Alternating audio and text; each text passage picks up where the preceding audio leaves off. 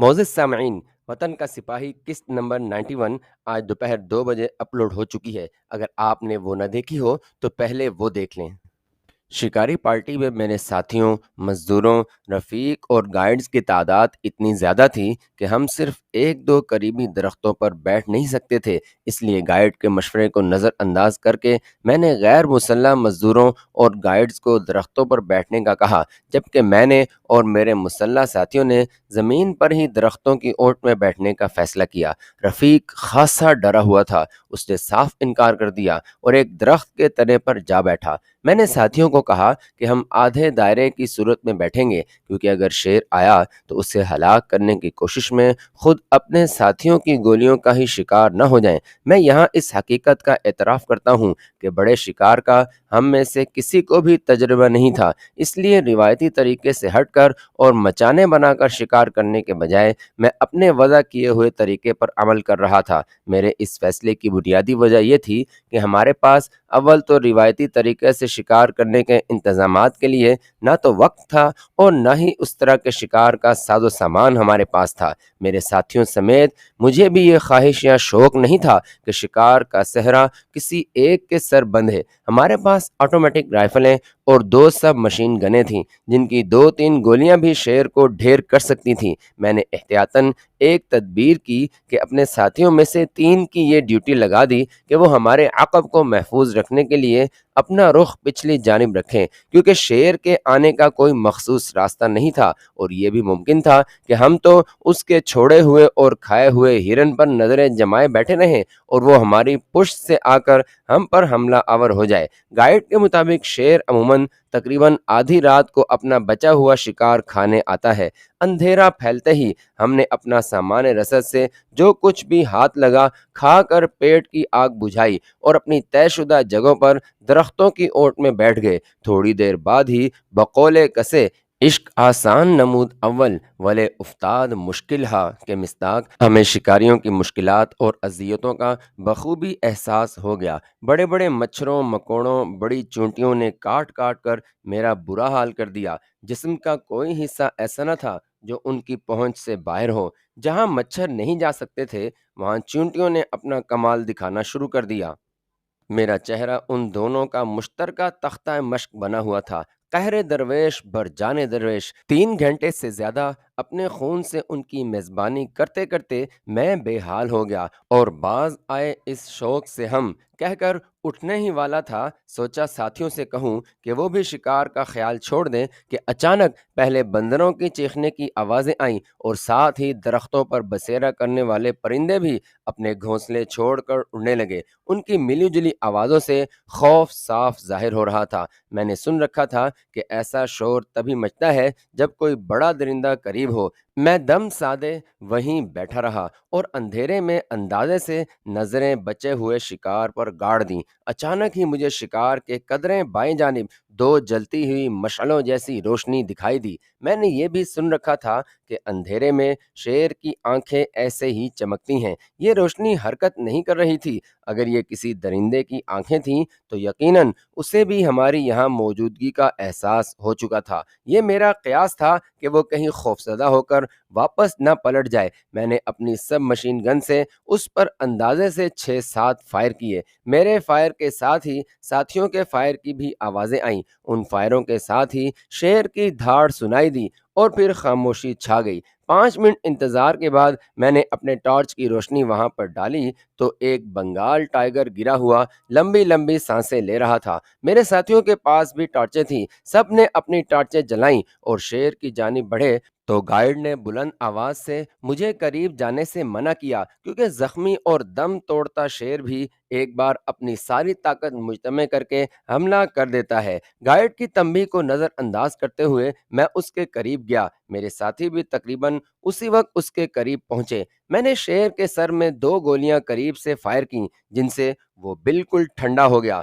Guide, رفیق اور مزدور بھی درختوں سے نیچے اتر آئے۔ ہمارا شکار ایک نر بنگال ٹائیگر تھا۔ اس کے جسم پر سیاہ موٹی دھاریاں تھیں اور قد و قامت اور جسمانی طور پر یہ عام چیتے سے بہت بڑا تھا، اور اس کا چہرہ بھی چیتے سے مختلف تھا۔ اسے سر سے پاؤں تک 17-18 گولیاں لگی تھیں۔ ہم نے مزدوروں کو الاؤ روشن کرنے اور کھانا بنانے والے کو چائے بنانے کا کہا۔ رفیق نے کہا کہ اس نے بھی 2 فائر کیے تھے۔ اس کے فائروں کی حقیقت میں اور میرے ساتھی جانتے تھے، لیکن میں نے کہا یقیناً اس کے فائر سب سے پہلے اسے لگے ہیں۔ رفیق اپنے سامان میں سے ایک کیمرہ لے آیا اور ٹائیگر پر ایک پاؤں رکھ کر اور ایک ہاتھ میں بندوق پکڑے کیسر سے اپنی تصویر اتروائی۔ میں نے ساتھیوں کو کہا کہ یہیں کسی مناسب جگہ کیمپ لگائیں، کیونکہ مارے جانے والے ٹائیگر اور ہمارے فائروں کی آواز سے اس جگہ اب دوسرے درندوں کے آنے کا امکان نہیں۔ رفیق بار بار کہہ رہا تھا کہ ہم نے ناحق اتنے فائر کر کے ٹائیگر کی کھال کا ستیہ ناش کر دیا، ورنہ اس کے 2 فائر ہی کافی تھے۔ میں نے بھی اس کی ہاں میں ہاں ملاتے ہوئے اپنے اناڑی پن اور حماقت کا اعتراف کیا۔ رفیق نے گائیڈ کو کہا کہ اب جیسا بھی ہے ٹائیگر کی کھال اور سر اتروائے، کیونکہ وہ انہیں اپنے ہمراہ لے جائے گا اور اپنے ڈرائنگ روم کی زینت بنائے گا۔ ہم نے بقیہ رات سوتے جاگتے گزار دی۔ دوسرے روز میں نے اپنی طبیعت کی خرابی کا عذر کرتے ہوئے اس کیمپ میں مزید 24 گھنٹے قیام کرنے کا کہا۔ میرے سر میں واقعی سخت درد ہو رہا تھا، لیکن میرے یہاں قیام کو طول دینے کا مقصد بھارتی ہیلی کاپٹر کی آمد کا انتظار تھا۔ میں نے سوچا تھا کہ اگر پہلی بار ہی ہیلی کاپٹر ہمارے اوپر سے گزرا تو ہم اس پر فائر کریں گے، اور اگر ایسا نہ ہوا تو پہلی بار اس کے گزرنے کی صحیح جگہ کی نشاندہی کریں گے اور دوسری بار اس جگہ سے فائر کریں گے۔ کالی گھاٹ یہاں سے نزدیک ہی تھا۔ میں نے گائیڈ کو کہا کہ وہ مزدوروں کو ہمراہ لے جائے اور کالی گھاٹ سے خوردونوش کی چیزیں لے آئے۔ مزدوروں میں چکما مزدور نے بھی کالی گھاٹ جانے کی خواہش ظاہر کی، لیکن میں نے اسے اجازت نہ دی۔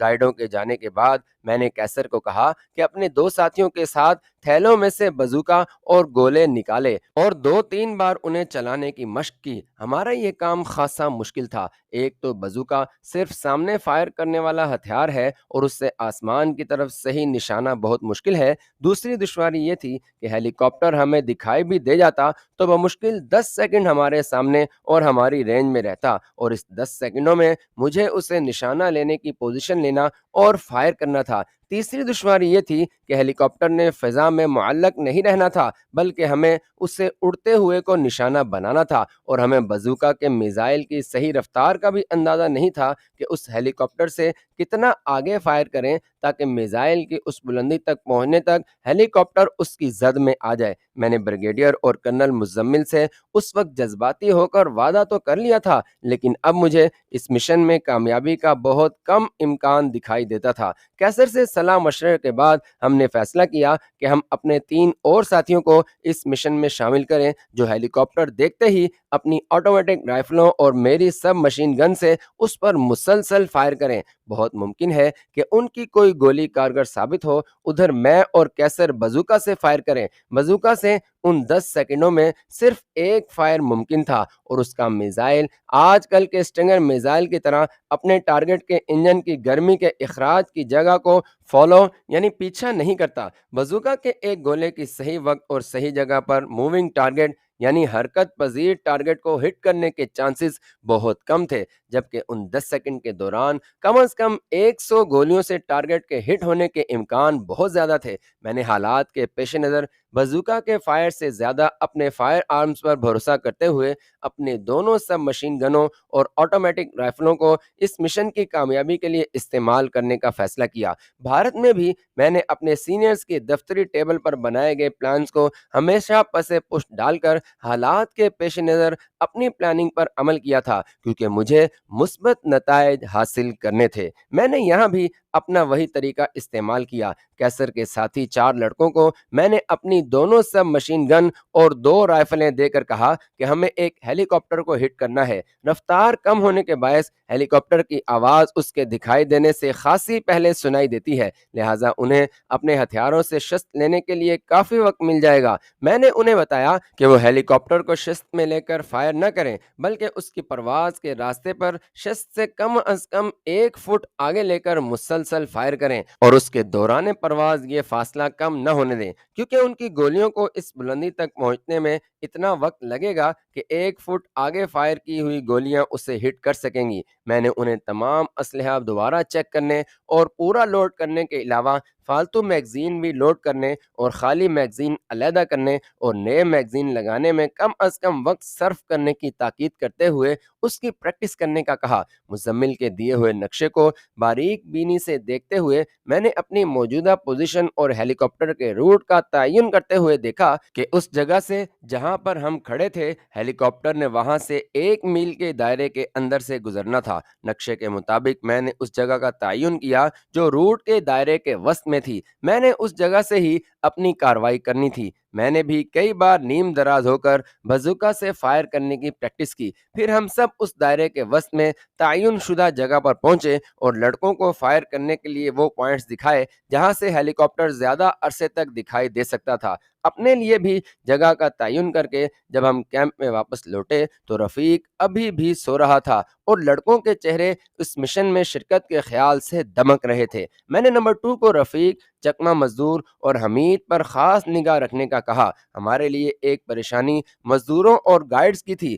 ان کی موجودگی میں ہیلی کاپٹر کو ہٹ کرنے سے ہمارا یہ خفیہ مشن فوراً ہی تشت ازبام ہو جاتا۔ اس کا حل میں نے یہ نکالا کہ شام کو مزدوروں اور گائیڈ کو یہ کہہ کر ٹوا بھیج دیا کہ وہ وہاں ہمارا انتظار کریں گے، ہم کالی گنج سے واپسی پر انہیں وہاں ملیں گے۔ رفیق نے مجھے کئی بار پوچھا کہ ایسا کیوں کر رہے ہو، لیکن میں نے اسے ٹال دیا اور صرف چکما مزدور کو اپنے ساتھ رکھا۔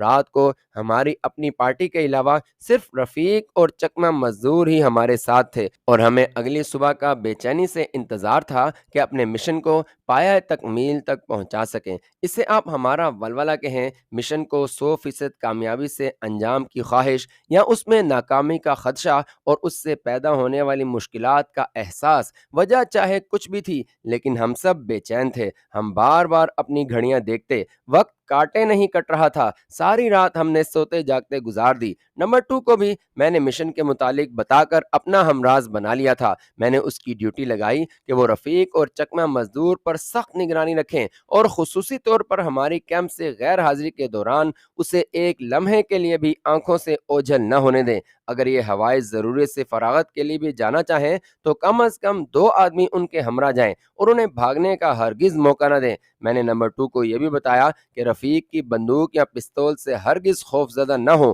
کیونکہ یہ دونوں اب محض لوہے کے 2 ٹکڑے ہیں۔ اگر وہ بھاگنے کی کوشش کریں تو بے شک ان کی ٹانگوں پر فائر کریں۔ یہ تمام ہدایات دے کر صبح 7 بجے ہم نے اپنے فائرنگ سپاٹ یعنی فائر کرنے کی عین جگہ پر پہنچ کر اپنی اپنی پوزیشن سنبھال لی۔ میں بار بار اللہ پاک سے دعا کرتا کہ بھارتی ہیلی کاپٹر عین اسی جگہ اور ہماری فائرنگ رینج سے گزرے۔ تقریباً 8:30 بجے ہیلی کاپٹر کی آواز سنائی دی اور چند لمحوں بعد ہی ہمیں ہیلی کاپٹر دکھائی دیا۔ یہ چھوٹا اور غالباً پاچی میک کا چاپر تھا جس میں پائلٹ کے علاوہ 4 افراد کے بیٹھنے کی جگہ ہوتی ہے۔ چھوٹا اور ہلکا ہونے کے باعث یہ زیادہ بلندی پر پرواز نہیں کر سکتا اور فوج میں او پی کے فرائض انجام دیتا ہے۔ یہ ہماری پوزیشن سے 70 درجے کے فاصلے پر 700-800 فٹ بلندی پر بھارت کی جانب یعنی کلکتہ جا رہا تھا۔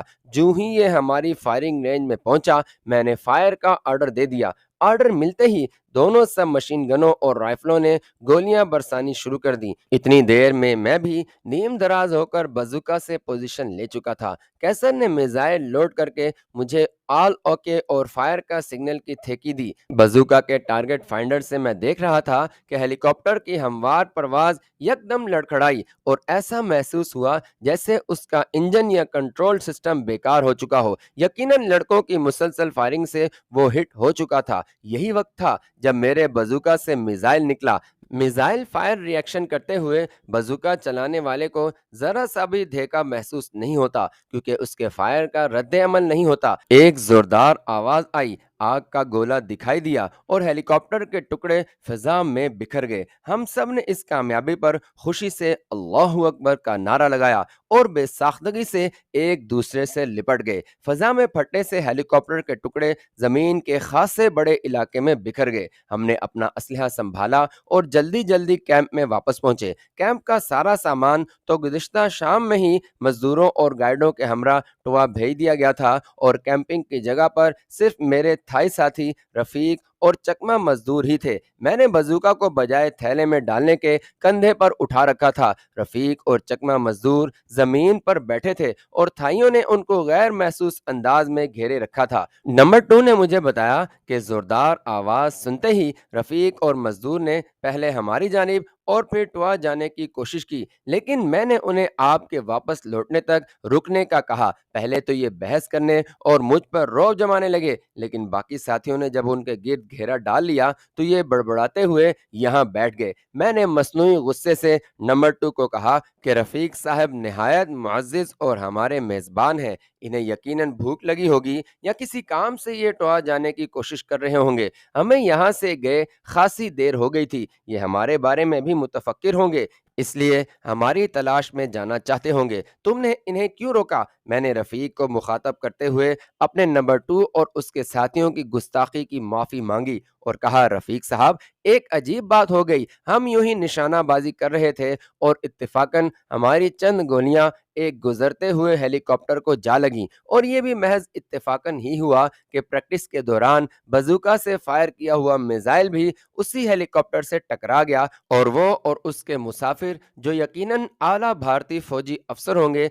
जहन्नुम वासिल हुए। मेरे भारतीय फौजियों की हलाकत को जहन्नुम वासिल कहने से रफीक चौंका और कहने लगा, मैं तुम्हारे बारे में पहले ही शक में पड़ गया था, क्योंकि कर्नल मुजम्मिल जो बांग्लादेश का दुश्मन है, मैंने उसके साथ तुम्हें उसकी जीप में देखा था। ये बताओ कि तुम दर हकीकत कौन हो? मैंने हंसते हुए जवाब दिया, क्या मेरे इंसान होने में आपको कोई शक है कि आप मुझसे ये पूछ रहे हैं? और हम यहाँ शिकार के लिए आए हैं। शिकार किसका होगा? शायद मैंने आप पर वाजे नहीं किया था। चलो अब बता देता हूँ, मुझे जानवरों से ज्यादा इंसानों और खुसूसन गद्दारों के शिकार का शौक है। क्या तुम ही ने सुकूत ढाका के दौरान खलना में भारतीय फौजियों को हार पहनाकर उनका इस्तकबाल नहीं किया था? खलना में भारतीय फौजियों की आमद के वक्त तो पाक भारत जंग जारी थी और बांग्लादेश भी मारेज़े वजूद में न आया था। क्या तुमने उस वक्त अपने वतन पाकिस्तान से गद्दारी नहीं की थी? रफीक आंखें फाड़े मेरी बातें सुन रहा था। मैंने दिल का गुबार निकालते हुए अपनी बात जारी रखी।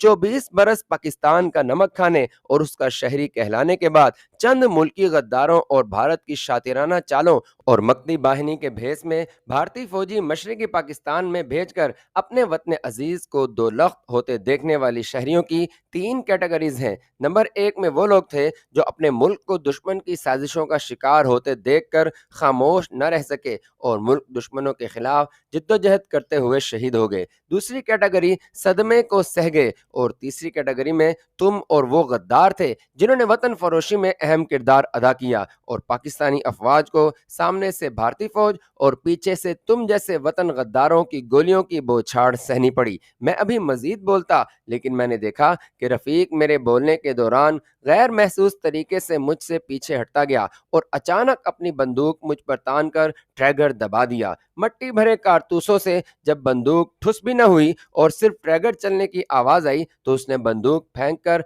अपना पिस्टल निकाला और मुझ पर फायर करना चाहा। खाली पिस्टल ने भी जब साथ न दिया तो फिर अचानक रफीक उसे भी फेंक कर मेरी तरफ लपका और मेरे पांव पर गिरकर मुझसे माफिया मांगने और जान बख्शी की इल्तिजाएं करने लगा। मैंने नंबर 2 को कहा कि चकमा मजदूर को अपनी गिरफ्त में ले लें। मैंने रफीक को 2-3 ठुड्डे मारे और कहा कि उठकर बैठे और मेरे सवालों का जवाब दे, उसके बाद ही मैं उसके मुतालिक कुछ फैसला करूंगा। मैं एक बड़े पत्थर पर बैठ गया और रफीक को सामने जमीन पर बैठने और अपने हाथ अपनी गर्दन के पीछे बांधने का कहा। मैंने बुलंद आवाज में रफीक को सुनाते हुए कैसर को कहा कि रफीक के पीछे खड़ा हो जाए। मेरे जिस सवाल का जवाब भी रफीक ने गलत दिया तो मैं हाथ से इशारा करूंगा। तुम अपने जूते पूरी ताकत से उसके सर पर मारना और अपने 2 साथियों को कहे कि उसे बाजुओं से पकड़ लें ताकि ये हिल जुल न सके और जूतों की ज़रब ठीक उसके सर पर लगे। 100 जूते लगाने के बाद ये काम अपने दूसरे साथी को सौंप देना,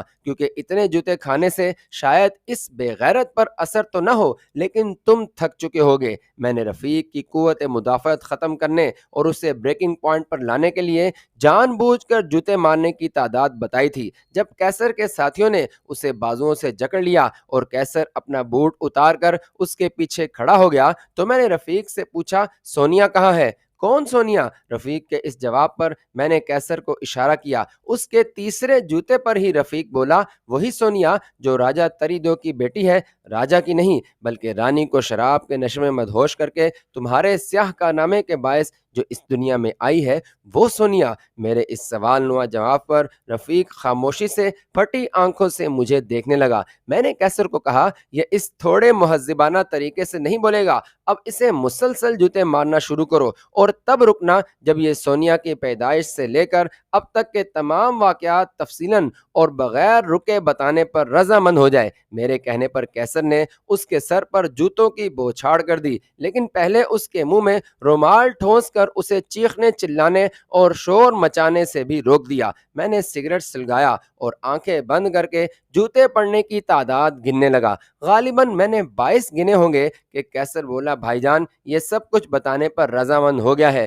میں نے کہا کہ اس کے 15 جوتے اور مارو کہ اسے یہ بھی یاد رہے کہ اسے صرف بولنا ہی نہیں بلکہ سچ بولنا ہے۔ سونیا کے متعلق ہمیں سب پتہ چل چکا ہے، اس کی یہ خدمت ہم صرف اس لیے کر رہے ہیں کہ یہ اپنی زبان سے ہمیں سچ بتا دے۔ میں نے یہ کہہ کر پھر آنکھیں بند کر لیں۔ سر پر پھر جوتے لگنے کی آواز آنے لگی۔ جب کیسر نے ہاتھ روکا تو میں نے رفیق سے پوچھا، کیا سب کچھ اپنی زبان سے اگل دو گے اور مجھے سوال کرنے کی ضرورت تو پیش نہیں آئے گی، ورنہ میرے ہر سوال کے ساتھ تمہارے سر کی دھنائی پھر صفر سے شروع ہوگی۔ رفیق کے اس بات میں سر ہلانے پر میں نے کیسر کو اس کے منہ سے کپڑا ہٹانے کا کہا۔ اس کے دونوں بازو ساتھیوں نے جکڑے رکھے تھے۔ رفیق نے کوئی راہ فرار نہ دیکھ کر اپنے سر کو سہلانے کی اجازت مانگی۔